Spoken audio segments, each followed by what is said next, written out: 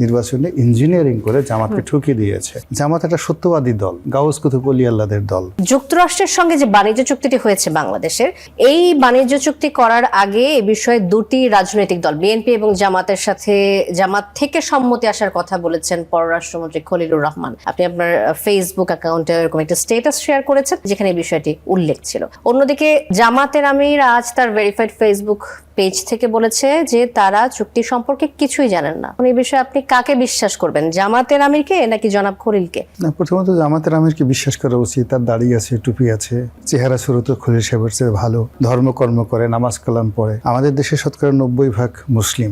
At least এই রোজার মাসে কোনো অবস্থাতেই উনি পারবেন কিন্তু আমি পারবো না। আমি কোনো অবস্থাতেই জামাতের আমিরকে বাদ দিয়ে খলিলুর রহমান সাহেবকে বিশ্বাস করতে পারবো না। ফলে জামাতের আমির যেটা বলেছেন সত্য বলেছেন এবং এটা কিয়ামত পর্যন্ত সত্যই থাকবে। ফলে খলিলুর রহমান সাহেব মিথ্যা কথা বলেছেন। উনি অযথাই জামাতের মতো একটা পুতু পবিত্র দল এবং শফিকুর রহমান সাহেবের মতো একজন অলি আল্লাহ গাউস কুতুব প্রকৃতির মানুষ, যিনি অসংখ্য মানুষের শ্রদ্ধা ভালোবাসার বিমূর্ত প্রতীক। তিনি ফু দিলে অনেক মানুষের অন্তরে ঠান্ডা হয়ে যায় এবং তিনি যদি কারোর সঙ্গে মোশাহেফা করেন, হ্যান্ডশেক করেন, কাউকে জড়িয়ে ধরেন, অনেক ছোট ছোট শিশু তাদেরকে চুম্বন করেন, ওখানে একটা রহমত বরকতের যেন মেলা বসে যায়।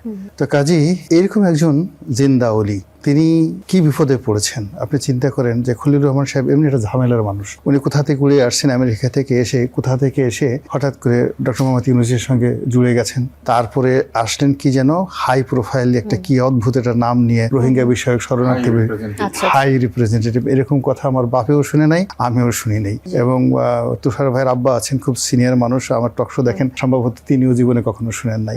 এই হাই রিপ্রেজেন্টেটিভ থেকে হঠাৎ হয়ে গেলেন মানে কি যেন নিরাপত্তা উপদেষ্টা হয়ে এরপরে শেষে সেনাবাহিনীর সঙ্গে তার একেবারেই সম্পর্ক ভালো না, ডেইলি গুডু লাগায় ওখানে। এবং ওনার কারণেই দেখা গেল জেনারেল ওয়াকারুজ্জামান সাহেবের সাথে ডক্টর মোহাম্মদ ইউনূসের মতো একটা ফেরেশতার মতো মানুষের সম্পর্ক নষ্ট হয়ে গেল। আবার উনি কোত্থেকে কিভাবে এই বিএনপির সাথে সংযোগ করে একেবারে এখানে পররাষ্ট্রমন্ত্রী হয়ে গেল।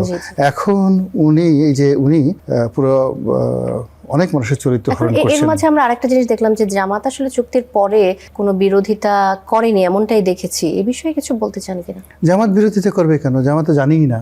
আপনি চুক্তি হওয়ার পরেও তো জামাত বলছে যে আমি তো কিছুই জানি না। তারা আগে সম্মতির বিষয়টি অস্বীকার তো করেছে। তার সঙ্গে সঙ্গে আপনি বোঝার চেষ্টা করেন শান্তা, জামাত একটা সত্যবাদী দল, গাউস কুতুব ওলি আল্লাহদের দল। তারা যেটা বলে সেটা আপনাকে বিশ্বাস করতে হবে। আর যদি বিশ্বাস না করেন আপনার শরীর আগুন ধরে যাবে। আপনি এখনো পর্যন্ত কারামত বুঝেন নাই যে জামাতের কারামতটা কি। তো সেই অর্থে তারা যে একটা রিপারকাশন দেখাবেন, প্রথমত হলো যে তারা তো বিশ্বাসই করতে পারেনি যে ডক্টর মোহাম্মদ ইউনূসের মতো লোক এরকম দেশ বিরোধী একটা চক্রান্ত করে একটা দেশের বিরুদ্ধে একটা চুক্তি করতে পারে।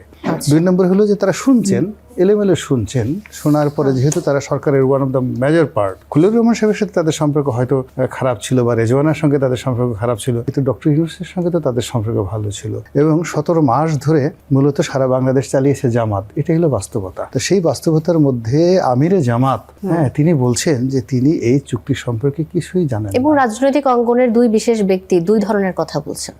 এটি আসলে এই যেমন এই খলিলুর রহমান এক ধরনের কথা বলছেন, জামাতের আমিরের কথার সাথে যে মিলল না। না, খলিলুর রহমান তো রাজনৈতিক ব্যক্তিত্ব না। ব্যক্তিগত কারণে কোনো মন্তব্য নাকি এটা আসলে কোনো চাপের কারণে তাদের এই ধরনের মন্তব্য আসতে পারে বলে মনে করেন? না, এটা যেটা হচ্ছিল প্রথমত হলো আপনি কথা প্রথমে জিজ্ঞেস করেছেন যে জামাত সত্য কথা বলেছেন। আমি বিশ্বাস করি জামাত সত্য কথা বলেছে, খলিলুর রহমান সাহেব মিথ্যা কথা বলেছে। এজন্য জামাত খলিলুর রহমান সাহেবের গ্রেপ্তার দাবি করছে এবং খলিলুর রহমান সাহেবের সঙ্গে সম্ভবত সৈয়দা রেজওয়ানা হাসান সেও জড়িত।